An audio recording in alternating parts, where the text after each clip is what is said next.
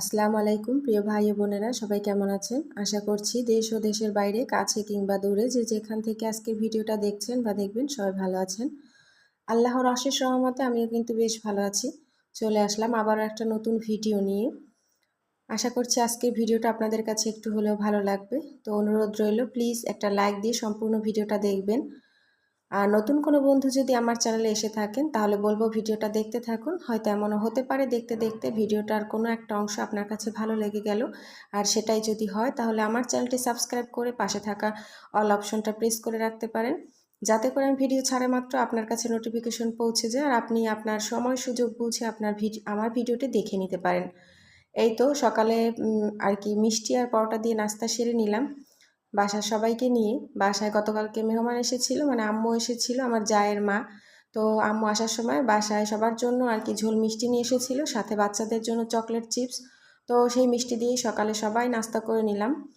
তো এরপরে আমি সব কাজ শেষ করে মানে প্রত্যেকটা রুম গুছিয়ে কিন্তু কাপড় চোপড় ধোয়ার জন্য চলে আসলাম। আসলে যেহেতু শুক্রবার, তো বাচ্চাদের স্কুলের ড্রেস ধোয়ার জন্য আসতে হয়। তাছাড়া এক্সট্রা কত কিছুই না ধুতে হয় প্রতিদিন। যতই চাই যে শুক্রবার দিনটা কাপড় চোপড় ধোয়া রাখবো না, তবুও শুক্রবার দিন আমার আরও বেশি কাপড় চোপড় ধুতে হয়। তো 2-1 দিন যাবত আমি চেষ্টা করতেছি মশারি ধোয়ার জন্য, তো সময় পাচ্ছি না। তো আজকে মশারিটাও ভিজিয়ে নিলাম, সাথে বাচ্চার স্কুল ড্রেস আর 2-1টা এক্সট্রা কাপড় চোপড়, তো সেগুলো ধুয়ে নিচ্ছি। সেগুলি আপনাদের সাথে শেয়ার করছি। আসলে প্রত্যেকটা রুম তো প্রতিদিনই আপনাদের সাথে শেয়ার করা হয় গোছানো, তো এর বাইরে তো আর কিছু শেয়ার করতে পারি না, যার কারণে আর কি আজকে কাপড় চোপড় ধোয়াটা আপনাদের সাথে শেয়ার করে নিলাম। তো এই তো কাপড় চোপড় ধোয়া কিন্তু আমি শেষ করেও নিয়েছি। এরপর প্রতিটা রুম কিন্তু আমি আগেই গুছিয়ে রেখেছিলাম। তো দেখুন প্রতিটা রুমের অবস্থা। প্রত্যেকটা রুমে বাচ্চারা ঢুকে আর কি প্রতিটা বিছানার অবস্থা কী করেছে সেটাই আপনাদের আর কি দেখানোর চেষ্টা করছি। আসলে প্রত্যেক শুক্রবার এই অবস্থাই হয়, ওদের বাবা বাসা থাকলে বাচ্চারা আর কি বেশি দুষ্টুমি করে, 2 ছেলে। আর এরকম করে প্রত্যেকটা রুম ওরা নষ্ট করে, আর এটা আমার খুবই বিরক্তিকর লাগে। তো কিছুই তো করার নাই, ভাবতেছি যখন ওরা বড় হবে তখন হয়তো এইগুলো থেকে রেহাই পাওয়া যাবে।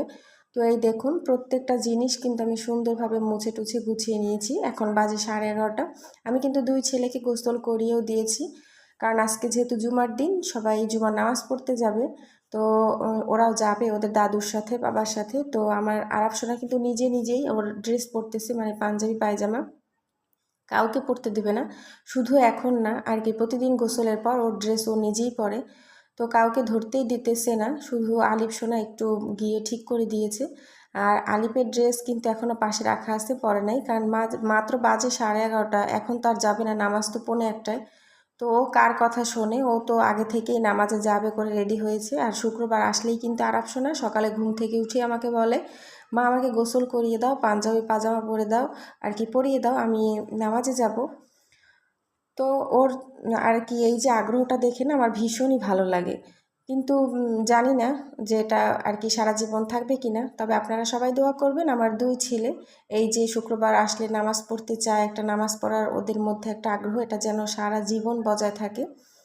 তো এই তো দেখুন শুক্রবার একটু ভালো মন্দ বাসায় রান্না হয়, কারণ বাসায় তখন আমার হাজবেন্ড দেবর দুজনেই বাসায় থাকে। তো সেজন্য আজকে এই যে গতকালকে রাত আর কি বাজার থেকে আব্বু যে ডিমওয়ালা মুরগিটা এনেছিল, সেই মুরগিটা আলু দিয়ে রান্না করা হয়েছে, আর সেই মুরগিটার হাড় দিয়ে বুটের ডাল।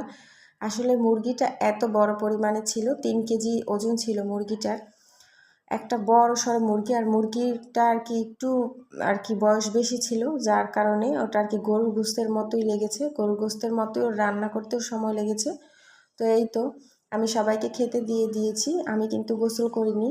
তো ভাবলাম আগে ওরা নামাজ থেকে এসেছে, আগে ওদেরকে খাইয়ে তারপর ধীরে সুস্থে গোসল করতে যাব। তো এই বড় ছেলেকে আজকে হাত দিয়ে খেতে দিয়েছি। তো ওনাকে আজকে হাত দিয়ে খাবে, আর পাশে আমি আরাফকে খাইয়ে দিতেছি, আর আমার টেবিলের সামনের দিকে আপনাদের ভাইয়া আর অথই আর কি খাইতেছে। তো আমিও শেষে চিন্তা করলাম যে ওদের যখন খাওয়া শেষ হয়ে যাচ্ছে তখন আমি ওদের সাথে খেয়ে নেই, খিদাও লাগছে। তো পরে গোসল করে নেব খাওয়া শেষ হলে। তো তারপর কিন্তু আমি খেতে বসে গেছি, আর আলিফ কিন্তু এখনও পাশে বসে বসে খাচ্ছে। আর খেয়ে চলে গেছে, অথই চলে গেছে, ওদের বাবা চলে গেছে, কিন্তু আমার বড় বাবাটার এখনও খাওয়া শেষ হয়নি। তবে আমি খেতে খেতে বলছিলাম যে আমি খেতে থাকি, তারপর যদি তোমার খাওয়া না হয় তারপরে আমি তোমাকে খাইয়ে দিব। তো তো আমার খাওয়া শেষ করে কিন্তু আমার বাবাটাকে খাইয়ে দিতে হয়েছে, মানে পুরো 3 জন খেয়ে চলে গেছে, আমার খাওয়া শেষ কিন্তু আমার পাখিটার খাওয়া হয়নি। এভাবেই ও খাওয়া নিয়ে দুষ্টুমি করে বলে আমি প্রতিবেলা ওকে খাইয়ে দিই, যাতে আমার সময় সাশ্রয় হয়, কারণ সেই শেষমেশ আমাকেই খাইয়ে দিতে হয়, ও শেষ পর্যন্ত কোনো বেলাই খাওয়া শেষ করে উঠতে পারে না। তো এরপর সারাদিন এভাবেই কেটে গেল জুমার দিন।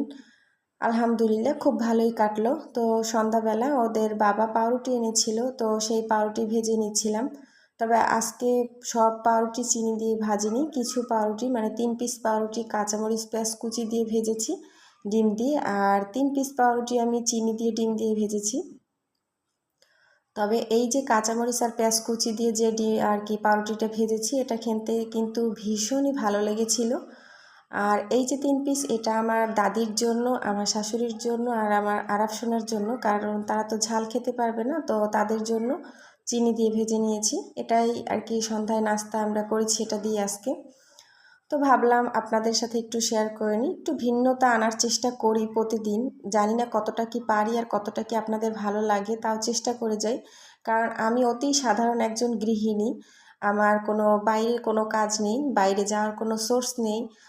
আর কি সারাদিন আমি ঘরের মধ্যে যাই করি টুকটাক সেটা আপনাদের সাথে শেয়ার করি। আবার অন্যান্য আপুদের মতো অনেক ইউনিক ইউনিক যে রেসিপি আমি তৈরি করব, সেটাও আমি পারি না, কারণ আমার অত গুণ নেই। আর তাছাড়া আমি থাকি যৌথ ফ্যামিলিতে, আলাদা করে দুপুরে রান্নাও করি না, তো সেজন্য আর কি ওরকমভাবে ভিডিও দিতে পারি না। তবে আলহামদুলিল্লাহ এই ভিডিওগুলো দেখিয়ে আমার যেসব আপু এবং ভাইয়ারা আমাকে সাপোর্ট করে গেছেন, আমি আশা করব আগামীতেও অনেক আপু এবং ভাইয়ারা আমাকে সাপোর্ট করে যাবেন, যাতে করে আমি আমার স্বপ্ন পূরণের লক্ষ্যে এগিয়ে যেতে পারি। তবে যারা যারা ভুলে গিয়েছেন তাদেরকে আবার মনে করিয়ে দিই, প্লিজ একটা লাইক দিয়ে দিবেন অবশ্যই, কারণ একটা কমেন্টের চেয়ে একটা লাইকের গুরুত্ব আমার ভিডিওর জন্য অনেক বেশি গুরুত্বপূর্ণ। আজকের ভিডিও এই পর্যন্ত, দেখা হবে নতুন কোনো ভিডিওতে। ভালো থাকবেন, সুস্থ থাকবেন, আল্লাহ হাফেজ, আসসালামু আলাইকুম।